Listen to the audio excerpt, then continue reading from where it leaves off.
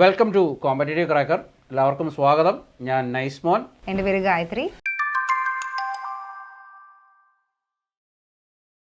ഞങ്ങൾ ഇന്ന് ഇവിടെ വന്നിരിക്കുന്നത് അടുത്ത നെറ്റ് പരീക്ഷയ്ക്ക് വേണ്ടിയുള്ള ഒരുക്കം എങ്ങനെയാണ് ഞങ്ങൾ തയ്യാറായിരിക്കുന്നത് എന്നുള്ളതിനെപ്പറ്റി നിങ്ങളുമായിട്ടൊന്ന് ചർച്ച ചെയ്യാനാണ്.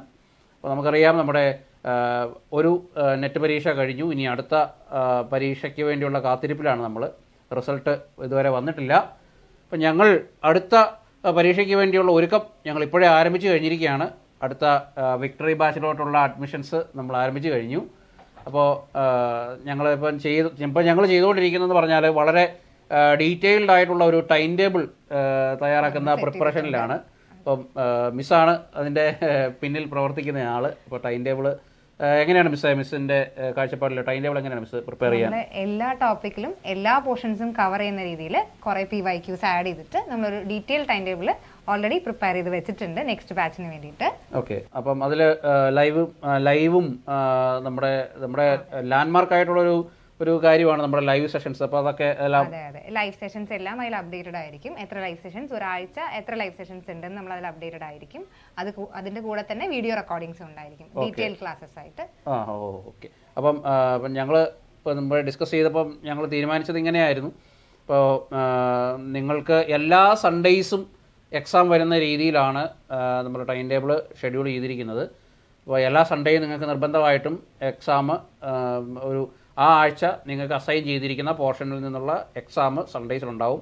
പിന്നെ എല്ലാ വീക്കിലും തിങ്കൾ, ബുധൻ, വെള്ളി ദിവസങ്ങളിൽ വൈകുന്നേരം 8 തൊട്ട് 10 വരെ 2 മണിക്കൂർ ഞാൻ ലൈവ് സെഷനുമായിട്ട് എത്തും.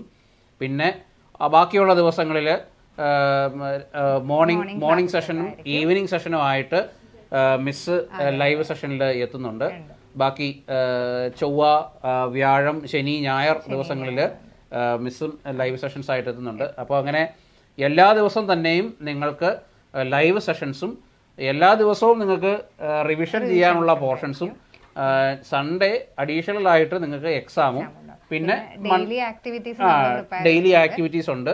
അപ്പോൾ നിങ്ങൾക്ക് ഫുള്ളി പാക്ഡ് ആയിട്ടുള്ള ഒരു ടൈം ടേബിൾ ആണ് ഞങ്ങൾ ഇതിനു വേണ്ടി പ്രിപ്പയർ ചെയ്തിരിക്കുന്നത്. ആക്ടിവിറ്റി എന്ന് പറയുമ്പോൾ എന്തൊക്കെയാണ് മിസ് അതിനകത്ത്? നമ്മൾ കൂടുതലും പ്രോബ്ലംസ് ആണ് പ്രൊവൈഡ് ചെയ്യുന്നത്.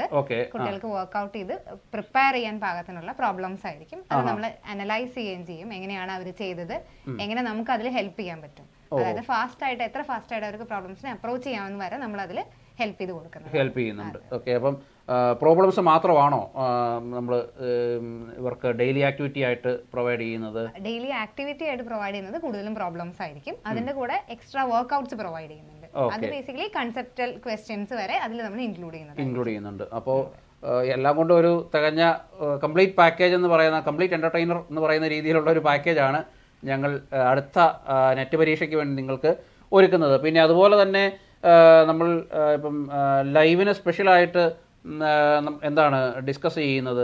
ഇപ്പം ഞാൻ ലൈവിന് ഉദ്ദേശിച്ചിരിക്കുന്നത് കംപ്ലീറ്റ് പ്രോബ്ലംസ് ഡിസ്കസ് ചെയ്യുക എന്നുള്ളതാണ്. അപ്പം മിസ് മുമ്പേ പറഞ്ഞു, മിസ് ലൈവ് സെഷനിൽ റെക്കോർഡ് ക്ലാസ്സുകളിൽ നിങ്ങൾക്ക് കൂടുതൽ എക്സ്പ്ലനേഷൻ ആവശ്യമുള്ള കാര്യങ്ങൾ കൂടി ഇൻക്ലൂഡ് ചെയ്യണമെന്ന് മിസ് കുട്ടികളെ വിളിച്ചപ്പോൾ പറഞ്ഞു എന്ന് പറയും. മിസ്സാണ് മെൻറ്റർ. അപ്പം മിസ് കുട്ടികളെ വിളിച്ചപ്പോൾ അങ്ങനെ പറഞ്ഞു എന്ന് പറഞ്ഞു. അപ്പോൾ ഞാനും അങ്ങനെ ഷിഫ്റ്റ് ചെയ്താലോ ഞാൻ ആലോചിക്കുകയാണ്. കാരണം ലൈവ് സെഷനിൽ ഇപ്പം കൂടുതൽ എക്സ്പ്ലനേഷൻ ആവശ്യമുള്ള എന്തെങ്കിലും കോൺസെപ്റ്റുകൾ ഉണ്ടാവുമല്ലോ. അപ്പം ആ പോർഷൻസിൻ്റെ എക്സ്പ്ലനേഷൻസും പിന്നെ കംപ്ലീറ്റ് പ്രോബ്ലംസ് ഡിസ്കസ് ചെയ്യുക എന്നുള്ളതാണ് ഞാൻ ഇത്രയും നാളെ ചെയ്തുകൊണ്ടിരുന്ന. കംപ്ലീറ്റ് പ്രോബ്ലം ഓറിയൻറ്റഡ് ആയിട്ട് മാത്രം ലൈവ് സെഷൻസ് കൊണ്ടുപോകുക എന്നുള്ളതായിരുന്നു. അപ്പോൾ പിള്ളേരുടെ അടുത്തുനിന്ന് ഏതൊക്കെയോ പോർഷൻസിന് കുറച്ചുകൂടി എക്സ്പ്ലനേഷൻ ആവശ്യമുണ്ട് എന്ന് പറഞ്ഞതുകൊണ്ട് ആ രീതിയിലുള്ള ഒരു ക്ലാസ്സുകളും കൂടി നമ്മൾ എയിം ചെയ്യുന്നുണ്ട്. നമ്മുടെ സ്റ്റഡിങ് മെത്തേഡ്സും എല്ലാം കുട്ടികൾക്ക് എങ്ങനെയാണോ വേണ്ടത് അതനുസരിച്ച് നമ്മൾ അപ്ഡേറ്റ് ചെയ്യുന്നതുകൊണ്ട്. യെസ്, ഞങ്ങൾ ആ രീതിയിൽ ഫ്ലെക്സിബിൾ ആണ് കേട്ടോ. ഞാൻ എൻ്റെ സ്വഭാവത്തിൽ അങ്ങനെ ഒരു കാര്യം പ്രതീക്ഷിച്ചില്ല. നമ്മൾ ഫ്ലെക്സിബിലിറ്റി ഇച്ചിരി കുറവുള്ള ആളാണ് ഞാൻ. പക്ഷേ മിസ് കൂടിയ പിന്നെ ഫ്ലെക്സിബിലിറ്റി വരുത്താൻ നിർബന്ധിതനായിരിക്കുകയാണ്. അപ്പം കുട്ടികളുടെ ആവശ്യം അനുസരിച്ച് നമുക്കതങ്ങ് അവിടെ ഒരു മാറ്റം ഞങ്ങൾ വരുത്തുന്നു. അപ്പം പ്രോബ്ലംസും കൂടാതെ ഈ പറഞ്ഞ ഫർദർ എക്സ്പ്ലനേഷൻ ആവശ്യമുള്ള പോർഷൻസിന് കുറച്ചുകൂടി ഡീറ്റെയിൽഡ് ആയിട്ടുള്ള ക്ലാസ്സുകളും ഒക്കെയാണ് നമ്മളവിടെ ഉദ്ദേശിച്ചിരിക്കുന്നത്. പിന്നെ നമ്മുടെ അടുത്ത എക്സാം എന്നായിരിക്കും എന്നുള്ളത് ഇപ്പോഴും കൺഫ്യൂസിംഗ് ആയിട്ടുള്ള കാര്യമാണ്. മിസ്സിന്റെ ചിന്തയിൽ എങ്ങനെയാണത്? ജൂണിലാണ് ആസ് പെർ റെഗുലേഷൻ അല്ലെങ്കിൽ റൂൾസ് ആൻഡ് റെഗുലേഷൻസ് അത് പറഞ്ഞിരിക്കുന്നത്. അപ്പൊ ജൂൺ ഡിസംബർ എന്നാണ് പറഞ്ഞിരുന്നത്. പക്ഷേ ഇപ്രാവശ്യത്തെ ഡിസംബറിലേത് മാർച്ചിലോട്ട് വന്നത് കൊണ്ട് പക്ഷെ ഒന്നുകൊണ്ടും പേടിക്കേണ്ട ആവശ്യമില്ല. എപ്പോഴാണോ എക്സാം വരുന്നത് അതുവരെ നമ്മൾ ഫുൾ ഫിസിക്സ് പാക്ഡ് ആണ്. യെസ്, അതെ.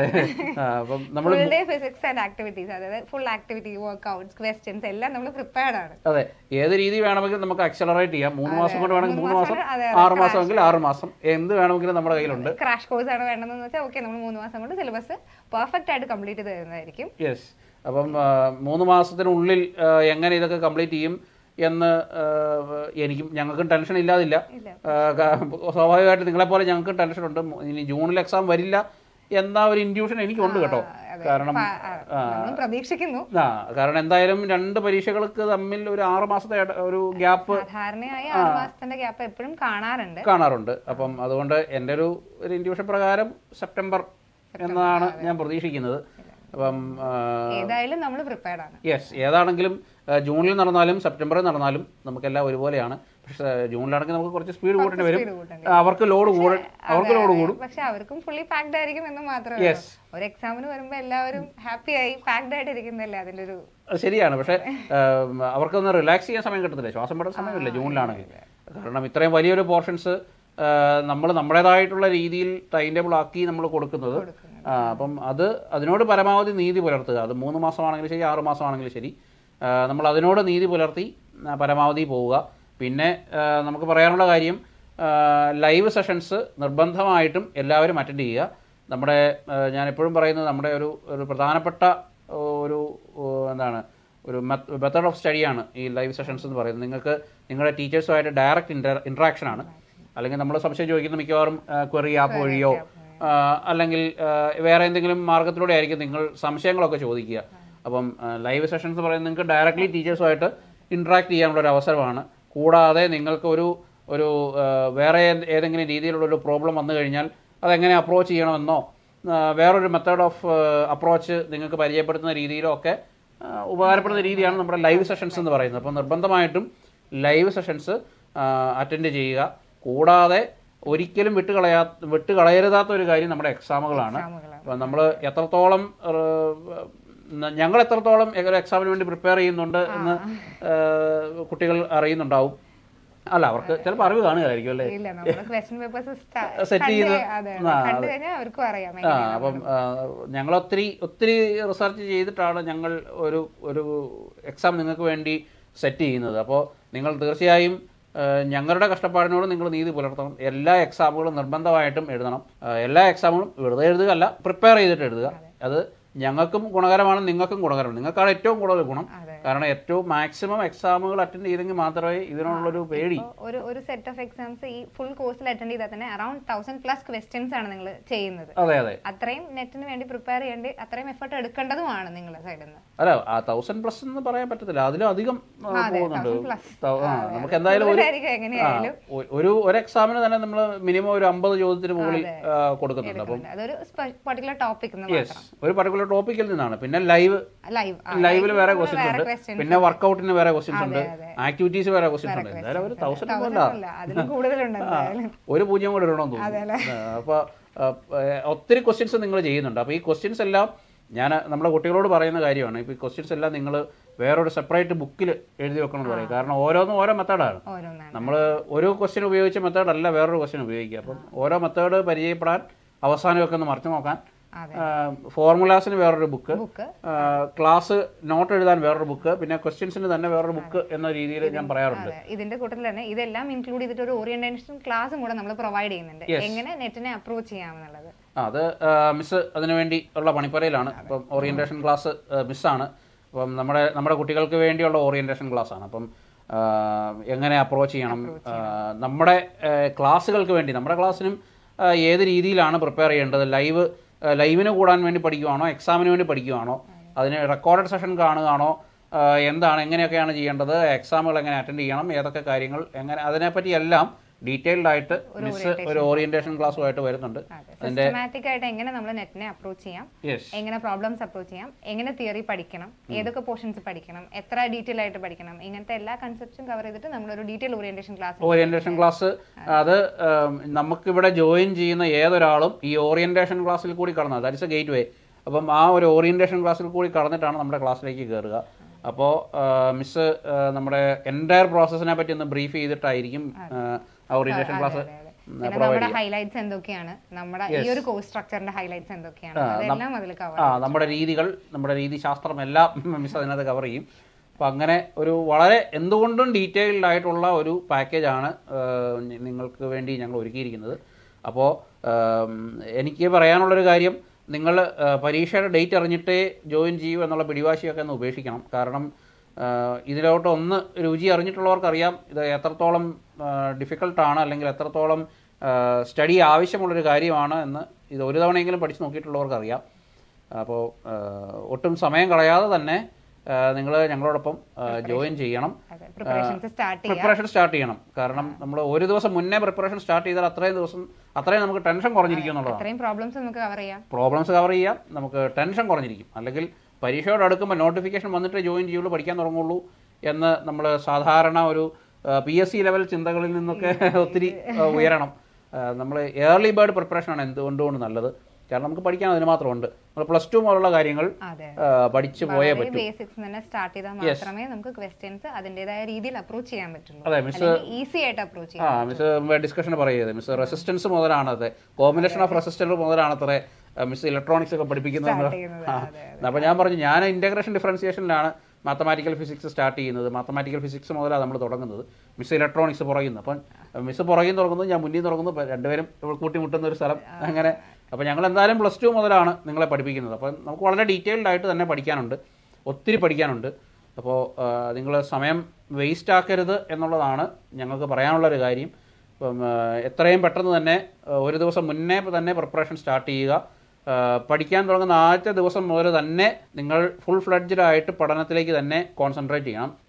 വേറെ എൻഗേജ്മെൻറ്റ്സിനൊക്കെ പോകുന്നൊക്കെ കുറയ്ക്കുക, പഠനത്തിലേക്ക് തന്നെ കോൺസെൻട്രേറ്റ് ചെയ്യുക. കൂടുതൽ സമയം ഇരുന്ന് പഠിക്കണം. എത്ര മണിക്കൂർ വേണം മിസ്സേ, മിസ്സിൻ്റെ അഭിപ്രായത്തിൽ? ഞാനെപ്പോഴും പറയുന്നതാണ്, അപ്പോൾ പിള്ളേർ കേട്ട് മടുത്ത് കാണും. മിസ്സിൻ്റെ വായിന്നുള്ളത് കേൾക്കണം. വളരെ ക്ലിയർ ആയിട്ട് പറയുകയാണെങ്കിൽ നമ്മളൊക്കെ പഠിക്കുന്ന, അതായത് ഞങ്ങളൊക്കെ പഠിക്കുന്ന സമയത്ത് അറൗണ്ട് 18 hours ആണ് നമുക്ക് സ്പെൻഡ് ചെയ്യേണ്ടി വരുന്നത് ഒരു ദിവസം. അത്രയും പ്രിപ്പയർ ചെയ്താൽ മാത്രമേ ഒരു എക്സാം നമുക്ക് ക്രാക്ക് ചെയ്യാൻ പറ്റുള്ളൂ പെർ ഡേ. അപ്പോൾ ഷോർട്ട് കട്ട്സ് ഒന്നുമില്ല എക്സാമിന് പ്രിപ്പയർ ചെയ്യാൻ. ഈ പറയുന്ന പോലെ ഒരു ബുക്കിൽ 2 ഷോർട്ട് കട്ട്സ് പഠിച്ച് വന്ന് നെറ്റ് എക്സാം ക്ലിയർ ചെയ്യാൻ പറ്റില്ല. അതൊരു സിസ്റ്റമാറ്റിക് പ്രോസസ്സാണ്. അപ്പോൾ നിങ്ങളെല്ലാവരും ഞങ്ങളുടെ കൂടെ ആ പ്രോസസ്സിൽ ജോയിൻ ചെയ്യുക. നമുക്കൊരു വെൽ ഡിഫൈൻഡ് പാറ്റേൺ ഉണ്ട് ആ പ്രോസസ്സിന് വേണ്ടിയിട്ട്. ഞാനിത് മിസ്സിനെ കൊണ്ട് പറയിപ്പിച്ചത് എന്താണെന്നറിയോ? ഞാനിതെല്ലാം പറഞ്ഞ് ഇവരൊക്കെ കേട്ട് തഴമ്പിച്ചതാണ്. അപ്പം അവർ വിചാരിക്കും ഇത് ഞാൻ പറയുന്ന ഒരു കാര്യമായിരിക്കും എന്ന്. അപ്പം മിസ്സിൻ്റെ വായിന്നത് തന്നെ കേട്ടപ്പോൾ അവർക്ക് ഏകദേശം മനസ്സിലായി കാണും. കാരണം ഇതിന് പഠിക്കണമെന്നുണ്ടെങ്കിൽ എളുപ്പ വഴികളില്ല എന്ന് ഞാൻ എപ്പോഴും പറയുന്ന കാര്യമാണ്. കഷ്ടപ്പെടാതെ ഇത് കിട്ടത്തില്ല. ഒരു വേറൊരു വഴിയില്ല. നമ്മുടെ ഹിസ്റ്ററി ഓർത്ത് വെക്കുന്ന പോലെ, പഴയ രാജാക്കന്മാരുടെ ടൈം ലൈൻ ഓർത്ത് വെക്കുന്ന പോലെ അതിനുവേണ്ടി വേറെ പല ഷോർട്ട് കട്ടുകളുണ്ട്. ഞാനിങ്ങനെ കേട്ടിട്ടുണ്ട്. മമതാ കുൽക്കർണി എന്നൊക്കെ പറഞ്ഞ് MMM എന്ന് പറഞ്ഞ് ഇങ്ങനെ പേരുകളൊക്കെ ഓർത്ത് വെക്കാനുള്ള ഓരോ ഷോർട്ട് കട്ടുകൾ. അങ്ങനത്തെ ഷോർട്ട് കട്ടുകളൊന്നും ഫിസിക്സിനോ ഇങ്ങനത്തെ പരീക്ഷകൾക്കോ ഒന്നും ഇല്ല. അപ്പോൾ ഷോർട്ട് കട്ടുകളൊന്നും ഇല്ല. പക്ഷെ നമുക്ക് നമ്മുടേതായിട്ട് നമ്മൾ ഡിഫൈൻ ചെയ്ത കുറേ ഷോർട്ട് കട്ടുകളുണ്ട്. അത് മാത്തമാറ്റിക്കൽ ഷോർട്ട് കട്ടുകളാണ് അല്ല. അപ്പോൾ ഇതിനുവേണ്ടി വളരെ ഡീറ്റെയിൽഡ് ആയിട്ട് കൂടുതൽ സമയം എന്ന് പറഞ്ഞാൽ ഫോണിൽ റീൽസ് കണ്ടുകൊണ്ടിരുന്ന് പഠിക്കുക എന്നുള്ളതല്ല.